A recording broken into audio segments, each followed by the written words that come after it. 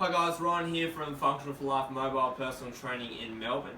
I just wanted to discuss, my client the other day asked me why we do foam rolling in our sessions over stretching. And I thought, well, there's probably a lot of people out there that don't really understand the principles behind foam rolling. So when we foam roll, what we're doing is a form of self-massage and what we call myofascial release. So that includes massage balls, Theracanes, anything of that sort of nature. And then you have your more traditional methods such as myotherapy and physiotherapy. But what we're going to focus on here is all our muscles are surrounded by something called fascia. So you can think of fascia as the casing to our muscles. It gives our muscles structural integrity, you could say.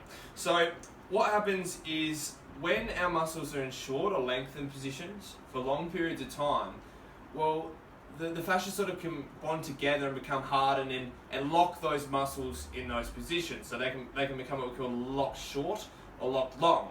So if you're in a sitting position, and we use the hip, we obviously refer to the hip quite a lot here, but our hips will become locked short and our glutes become locked long. So when we go to move, we can't move them to their full capacity because of the fascia locking in place. So that causes what we commonly refer to as, well, knots in our muscle. So if we stretch, well, what happens is we just stretch around that knot, either end of that knot. So that's going to lead to dysfunction and can potentially cause, tears. So the only way to get rid of that is myofascial release. So we need to roll out that area in order to create a fully functional muscle.